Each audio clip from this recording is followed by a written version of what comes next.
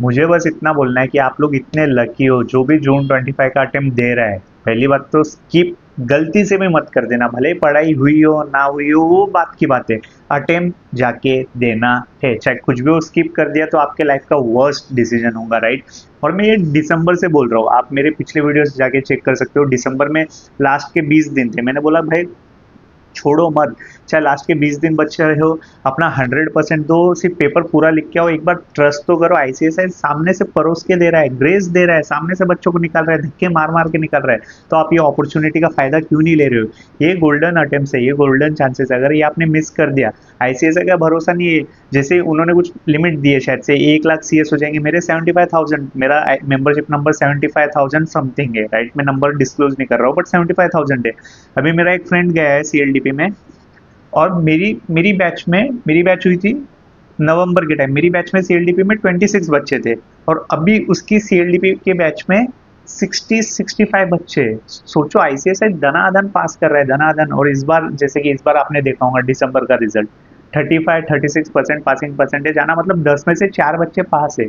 In short अगर आपका group है जिसमें 10 लोग हैं, 10 सीएस बच्चों का अगर ग्रुप है, उसमें से 4 बच्चे तो पास होने वाले, 10 में से 2 बच्चे तो आएंगे नहीं एग्जाम देने, राइट। मैं ओवरऑल बात कर रहा हूँ, 1-2 बच्चे तो ऐसे रहेंगे कि सरेंडर कर देंगे, राइट, पहले ही सरेंडर कर देंगे कि पढ़ाई नहीं हुई है, बीमार गिर गया हूँ, फलाना डिमकाना, और वो नेक्स्ट अटेम्प्ट में जाएंगे। ये आपको इन दोनों में से नहीं आना है, ये 2 बच्चे नहीं बनना है जो कि सरेंडर करने वाले। अब बच्चे 8 ऐसे बच्चे होंगे जो कि फुल ऑन देने वाले, उस 8 में से 4 बच्चे तो पास हो रहे हैं, 10 में से 4 बच्चे पास हो रहे हैं, 10 में से 2 बच्चे तो आने वाले नहीं एग्जाम को, राइट। आपको पता है, ऐसे लोग जो आधे इसमें छोड़ के चले जाते हैं, आप लोगों ने देखा है एग्जाम हॉल में, भैया बोलना देखा क्या, मैं ही हूँ राइट। तो आपको वैसा करना नहीं है भाई, पूरा 100 मार्क का पेपर अटेम्प्ट करना है, राइट। तो 10 में से 2 बच्चे तो आने वाले नहीं, दैट मीन्स 8 में से 4 बच्चे, 50% का एक्चुअल है ना, 35 ही नहीं है भाई, 50% पासिंग परसेंटेज आ रहा है, राइट। मेजोरिटी बच्चे स्टिल फेल हो रहे हैं, बट मैं बोल रहा हूँ फिर भी भाई ये तो गोल्डन अपॉर्चुनिटी है ना। पहले सिंगल डिजिट आता था, 7, 9,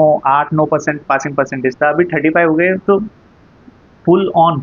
Y you guys are not grabbing this opportunity? एकदम खुले हाथों से आप इसको ग्रैब क्यों नहीं कर रहे हो? ओके, लास्ट के 60 डेज बाकी है, क्या करना है भैया, कोई स्ट्रैटेजी दे दो। कि हमें समझ तो आ गया कि चलो पासिंग परसेंटेज अच्छा आने वाला है, समझ गया, ओके। तो अभी से मतलब मैं भी पढ़ने वाला हूँ, मेरा फ्रेंड भी पढ़ने वाला है, हमारे बीच में कॉम्पिटिशन है, तो मैं वो 10 में से वो 4 बच्चे कैसे बन जाऊँ, 100 में से वो 33-34, वो वहाँ पे मेरा नंबर कैसे आ जाए? तो मैं क्या करूँ ऐसा, राइट। कुछ नहीं करना है अभी।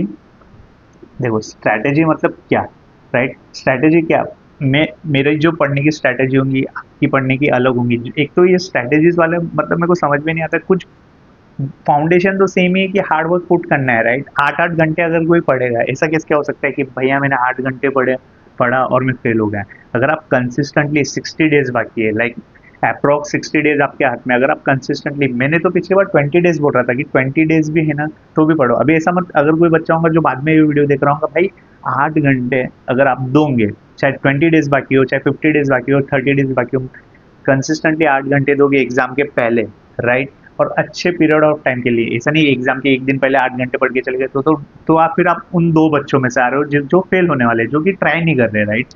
अगर आप कंसिस्टेंटली दोगे 8 घंटे 10 घंटे, राइट, तो आपका, अभी उसमें आप दिन में पढ़ो, रात में पढ़ो, सुबह पढ़ो, कभी भी मुझे फर्क नहीं पड़ता, मुझे सिर्फ वो 24 घंटे में से 8 घंटे मिनिमम आपके चाहिए कि आप पढ़ाई कर रहे हो, राइट। ऐसा ऐसा नहीं होना चाहिए कि 2-3 घंटे बीत गए हो और आपने बुक हाथ में ना ली हो, ये नहीं होना चाहिए, राइट। कि 3 घंटे आपने सिर्फ मोबाइल में टाइम वेस्ट कर दिया या स्क्रोलिंग में टाइम वेस्ट कर दिया, फिर आप अपने आप को वो जो जो बच्चे पास नहीं हो रहे, आप उन ग्रुप में जा रहे हो, राइट। ऐसा होना ही नहीं चाहिए, राइट। आपका दिन फिक्स होना चाहिए कि ओके मैं पढ़ने, मतलब शेड्यूल भी नहीं है ना, तो आउटसाइड द पढ़ाई, पढ़ाई को छोड़ के कोई बाकी चीज़ें करनी ही नहीं है, राइट। तो आपका टाइम क्या है, चलो खाना, बाकी जो भी आप चीज़ें करते हो, उसके बाद आपको जो भी बेसिक रिक्वायरमेंट है ह्यूमन बॉडी की, वो चीज़ें होने के बाद आपका एक ही गोल होना चाहिए कि पढ़ने बैठना है, पढ़ने बैठना है, पढ़ने बैठना है, पढ़ने बैठना है, दैट्स इट। बस पढ़ाई पढ़ाई पढ़ाई, आपके शेड्यूल में बस पढ़ाई चाहिए, और बाकी जो बेसिक चीज़ें लगने वाली है, अगर आप वैसा फॉलो करोगे तो आप पास क्यों नहीं होंगे? और आईसीएसआई तो खुद धक्के मार के पास कर रहा है, तो आपको, आई थिंक आपको ये अटेम्प्ट मिस नहीं करना चाहिए। अगेन मैं बोल रहा हूँ, गो गो ऑल इन इस बार। कुछ बेसिक चीज़ें, मैराथॉन्स देखना, पास्ट ईयर के क्वेश्चन पेपर सॉल्व करना, पास्ट ईयर के क्वेश्चन पेपर का सॉल्व करने का टाइम नहीं मिले तो कोशिश करना आंखों के नीचे से तो निकाल के जाओ, राइट। बेसिक पास्ट, अगर टाइम नहीं है सॉल्व करने का पूरा, तो भाई आंखों के नीचे से एक बार निकाल के जाओ कि हाँ मैंने पास्ट ईयर के क्वेश्चन पेपर देखे हैं, मेरे को पता है इस प्रकार के इस टाइप के क्वेश्चंस आते हैं, तो आपके दिमाग को एक आइडिया है कि ओके ऐसा ऐसा क्वेश्चन पेपर आता है और ऐसे ऐसे क्वेश्चन उस हिसाब से मैंने पढ़ाई की है।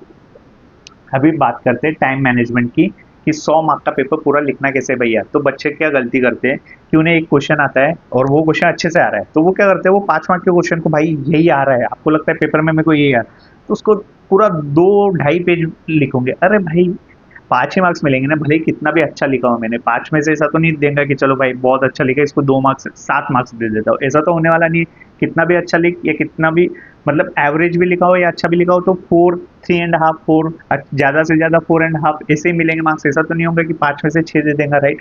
तो भाई 2-2.5 पेज क्यों भरना है, भले ही आपको आंसर आ रहा हो, भले मेरे को इमोशनल नहीं होना है, आंसर आ रहा है हाँ मेरे को पता ही आ रहा है, लिखा एकदम जितना सफिशिएंट है एकदम। मैंने कैसे आंसर के मैंने 1-2 वीडियोस डाले, स्क्रीनशॉट डाले, आप चेकआउट कर सकते हो, मैंने मेरी मार्कशीट दिखाई है कितना आंसर लिखना है मिनिमम, और ज़्यादा भर भर के नहीं लिखना है, छोटा सा लिखा आगे बढ़े।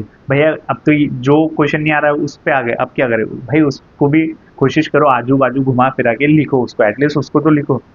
पूरा 100 मार्क का पेपर अटेम्प्ट करना है, भले आ रहा हो नहीं आ रहा हो वो बात की बात है।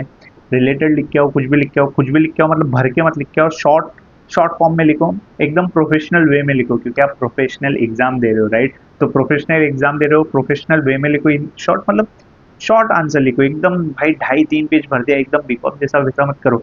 भले जो आंसर आ रहा हो उसके आजू बाजू का आपको आंसर आ रहा हो, 1-2 लाइन एक्स्ट्रा लिख सकते हो तो वो लाइन अवॉइड करो, दूसरे क्वेश्चन पे जंप करो। आपको पूरे क्वेश्चंस अटेम्प्ट करने हैं, चाहे कुछ भी हो जाए। 100 मार्क का पेपर अटेम्प्ट करना है, अगर इतना अच्छा पासिंग परसेंटेज आ रहा है, जो 100 मार्क का पेपर अटेम्प्ट करेगा ऐसे वाले उसे पास करेंगे, तो वो यही चेक करेगी कि बच्चे ने सारे क्वेश्चन अटेम्प्ट किए कि नहीं, मैं वो देख रहा हूँ ओके, तो फिर उसको ग्रेस मार्क्स में थोड़ा यूनिफॉर्मिटी में ज़्यादा पुश कर देंगे। और ये सब रूल नहीं है, बट मेरे को ऐसा लगता है भाई सारे क्वेश्चन पेपर अटेम्प्ट, सारे 100 मार्क का अटेम्प्ट करो, यही तो बेसिक रूल है कि भाई 100 मार्क का अटेम्प्ट करना है। टाइम मैनेजमेंट सामने वाला चेक कर रहा है कि मैं लिख पा रहा हूँ, कुछ इजी क्वेश्चन आ गया उसको बड़ा चढ़ा के तो नहीं लिख रहा हूँ, जो नहीं आ रहा है उसको छोड़ दिया, ऐसा नहीं किया, उसमें भी 2-3 लाइन कुछ तो लिख के आया उसमें, राइट। बस इतना ही बोलना है, बाकी बाकी ऐसा कोई ये नहीं, कोई फॉर्मूला नहीं है। अगर ऐसा कोई फॉर्मूला होता तो मैं खुद पे अप्लाई करता, राइट। मैं इतने अटेम्प्ट्स क्यों देता पिछली बार। तो ऐसा कोई फॉर्मूला नहीं है, प्रोफेशनल एग्जाम है, थोड़ा लक भी इन्वॉल्व है। अभी उन बच्चों की क्या गलती जो बाद में एग्जाम्स देने वाले हैं और उनके टाइम पे अगर पासिंग परसेंटेज कम आ गए तो उनकी क्या गलती। तो फेयर कुछ भी नहीं है, कोई फॉर्मूला, कोई परफेक्ट फॉर्मूला नहीं है जो कि आप एकदम तलाश में हो कि ओके ये फॉर्मूला मिल जाए तो एग्जाम निकल जाए, ऐसा कुछ नहीं है। हार्ड वर्क करो और बाद में सब छोड़ दो ऊपर वाले के हाथ में, क्योंकि अब लक पे, और जितना मैं हार्ड वर्क कर सकता था, जितना मैं मेरे तरफ से मेहनत कर सकता था वो करो, गिव अप मत करो, राइट। गिव अप मत करो कि अभी लास्ट के ऐसा ना करो कि अभी जाने देते अगले अटेम्प्ट में देंगे, ऐसा मत करो, वो गलत है, उसमें फिर वो आपकी गलती है, राइट। अगर आपके पास कुछ दिन पड़े हाथ में तो उसमें 110% दो आपका, ओके।